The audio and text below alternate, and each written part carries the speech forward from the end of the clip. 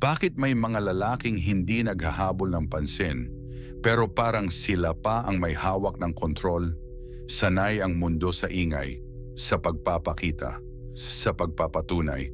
Pero may iilang lalaki na hindi sumusunod sa ganitong galaw at dahil doon, madalas silang hindi maintindihan. Sa video na ito, malalaman mo ang mga tahimik na gawi ng lalaking hindi umaasa sa palakpakan. Mga galaw na hindi idinisenyo para mapansin, kundi para manatiling may kapangyarihan, disiplina at direksyon. Ito ang paraan ng Sigma, hindi ipinapakita, isinasabuhay. Part 1, hindi nila hinahabol ang pagkilala. Karamihan sa mga lalaki ay gustong makita.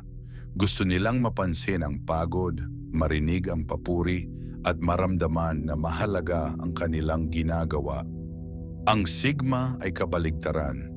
Hindi niya kailangan ng mata ng iba para makaramdam ng halaga. Hindi siya umaangat dahil nagpapakitang gilas siya.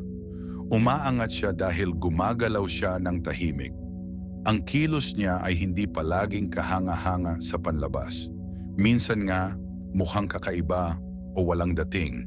At dahil doon, madalas siyang hindi napapansin. Ang totoong lakas ay bihirang sumigaw.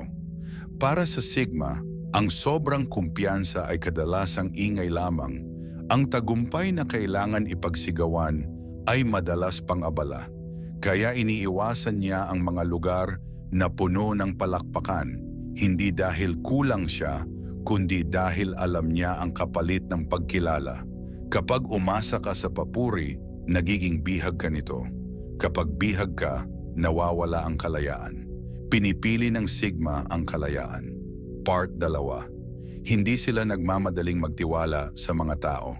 Karamihan sa mga lalaki ay mabilis magsalita, mabilis magpaliwanag, at mabilis magpakita ng intensyon. Ang Sigma ay nanonood muna, hindi siya agad humuhusga, hindi siya agad umaaksyon. Alam niyang ang tunay na ugali ng tao ay lumalabas sa paulit-ulit na kilos, hindi sa mga salita. Ang paghihintay na ito ay madalas na pagkakamalang kahinaan. Pero sa totoo lang, ito ay kontrol sa emosyon. Binibigyan niya ng espasyo ang mga tao, hindi para tiisin sila, kundi para makita kung sino talaga sila. Kapag umalis siya, akala ng iba biglaan. Pero matagal na niyang alam ang desisyon. Hinintay lang niyang kumpirmahin ang realidad. Hindi niya kailangan ng drama. Kailangan niya ng linaw. Part 3, enerhiya ang inuuna nila. Hindi oras. Maraming lalaki ang ipinagmamalaki ang pagiging abala. Para sa Sigma, walang saysay ang oras kung wala namang lakas.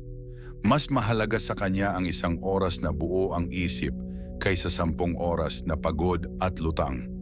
Kapag may lakas siya, buo ang atensyon niya. Kapag wala na, umaatras siya, tumatahimik, nagre-reset. Sa iba, mukhang tamad o biglang nawawala. Sa totoo lang, ito ay disiplina. Alam ng Sigma na ang burnout ay tahimik na kaaway ng pangmatagalang lakas. Hindi niya sinusukat ang halaga sa presensya. Sinusukat niya ito sa resulta. Part 4, sinasadya nilang huwag agad tumugon. Hindi lahat ng mabilis ay may kontrol. Kapag may pressure, karamihan ay agad sumasagot. Ang Sigma ay humihinto muna. Hindi ito taktika, ito ay pagpipigil. Sa bawat pagkaapurahan, tinatanong niya ang sarili. Tunay ba itong mahalaga o gawa-gawang pagmamadali lang? Sa paghihintay, nagkakaroon siya ng espasyo para mag-isip. Para hindi magsisi, para hindi matangay ng emosyon. Para sa iba, malamig ito. Para sa Sigma, malinaw ito. Part 5. Ginagawa nilang mukhang walang dating ang tunay na plano. Hindi ipinagmamalaki ng Sigma ang pinakamahalaga sa kanya. Ang malalaking plano niya ay simple kung pakinggan. Walang drama, walang deklarasyon. Dahil alam niya, kapag masyadong maingay ang plano, mas madaling masira. Ang atensyon ay humihila ng opinyon, payo at panghihimasok. Pinoprotektahan ng Sigma ang momentum sa pamamagitan ng katahimikan. Kapag lumabas ang resulta, tapos na ang trabaho. Part 6, walang manonood ang kanilang pag-unlad. Hindi nila kinukunan ng litrato ang disiplina. Hindi nila isinasalaysay ang hirap. Para sa Sigma, ang pag-unlad ay pribado. Ang mga gawain niya ay ginagawa kahit walang nakakakita. Walang papuri, walang palakpakan. Kaya kapag biglang may resulta, akala ng iba swerte. Hindi nila nakita ang tahimik na pag-uulit. Part 7, hindi sila emosyonal sa labas, pero kontrolado sa loob, hindi manhid ang Sigma, hindi rin malamig. Pinipili lang niyang huwag ipakita ang emosyon sa maling oras. Alam niya na ang galit, tuwa at takot ay pwedeng baluktutin ang desisyon. Kaya tahimik siya, maingat, kontrolado. Hindi niya tinatago ang emosyon. Pinamamahalaan niya ito. Part 8, umaatras sila pagkatapos ng tagumpay. Kapag ang iba ay nagdiriwang, ang Sigma ay umaatras. Hindi dahil hindi siya masaya, kundi dahil alam niya ang panganib ng pagkapit sa panalo. Ang tagumpay ay sandali lamang, hindi pagkakakilanlan. Sa katahimikan, nagre-reset siya, naghahanda ulit. Part 9, paulit-ulit ang kanilang araw at sinasadya ito, mukhang boring ang buhay ng Sigma sa labas.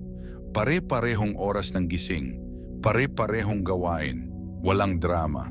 Pero ang rutinang ito ang nagpoprotekta sa focus. Habang ang iba ay naghahanap ng excitement, ang Sigma ay bumubuo ng momentum.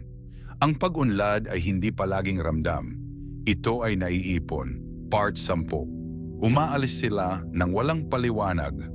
Hindi nagpapaliwanag ang Sigma kapag umaalis. Hindi siya nakikipagtalo. Hindi siya humihingi ng pahintulot. Alam niya na ang paliwanag ay madalas nagiging debate. Ang debate ay nagiging presyon. Umaalis siya kapag wala na ang pagkakahanay. Tahimik, malinaw, diretso. Ending, ang mga lalaking Sigma ay hindi nagpapakita ng lakas. Isinasabuhay nila ito. Sa mga desisyong hindi kailangang ipaliwanag. Sa mga bagay na iniiwasan. Sa katahimikang pinili, ipinagpapalit nila ang ingay para sa linaw. Ang papuri para sa kalayaan. Kaya madalas silang hindi napapansin.